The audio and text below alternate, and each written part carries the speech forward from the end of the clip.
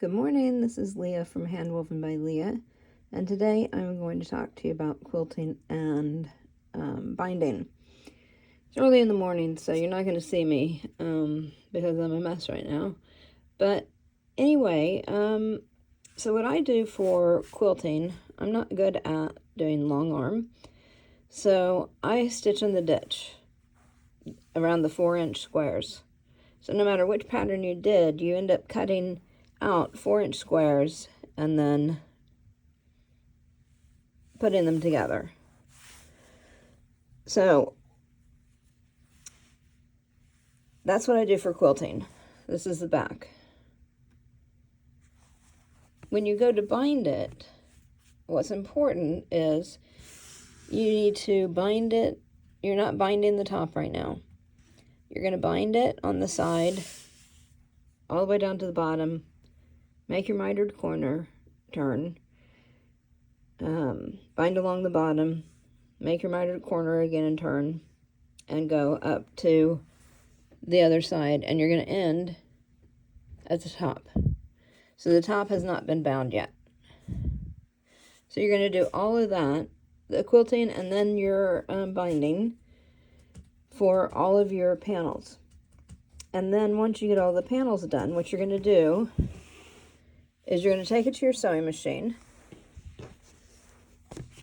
So I have 2 panels here to show you. You're going to take it to your sewing machine, and you're going to have another piece of binding.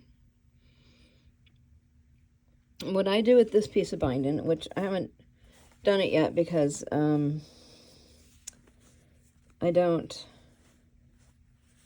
know how much I'm going to need yet, but I would then, so this is folded in half, your binding folded in half. Just put it over here so you can see.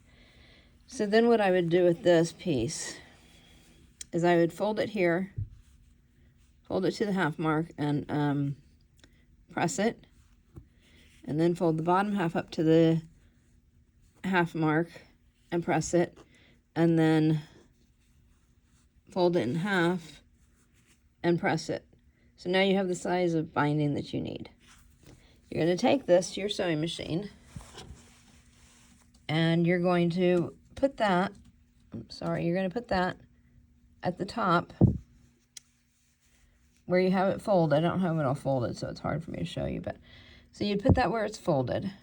So the top of the crease here meets the top of the panel, but you're going to leave extra over here. So I would leave like 1.5 inches hanging off, right? So then you're going to put it across the top. Let me just fold it like this. I'm holding the camera so I can make sure you see everything, but then I'm doing a bad job showing you. All right, so we have our binding across the top.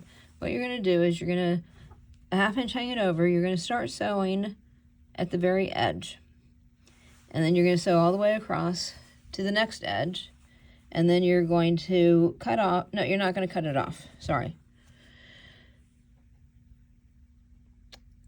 Then what you're going to do is you're at your sewing machine doing this. So it can get a bit awkward, but you're going to put your next panel 1/4 of an inch. So you have to have a measuring tool. You're going to put it 1/4 of an inch away. You're going to carry on your binding, right? So imagine this is folded over the top. It stopped here, then we measure over 1/4 of an inch. And then so you don't, when you stop, just leave your needle down. Don't take it off. Or you can even stop, you don't have to stop at the very end. You can stop, in this binding somewhere. So we've stopped the needles down. You're going to get your other panel, scoot it up next to it, and then you're going to carry on sewing across the top, and then leave your needle down in here. Put your next panel on, continue sewing.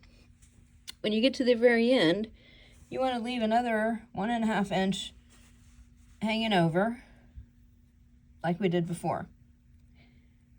So now you have it all bound together, and Before you bind it, you need to decide which side of the staircase it's going to go on, if it's going to go on a staircase.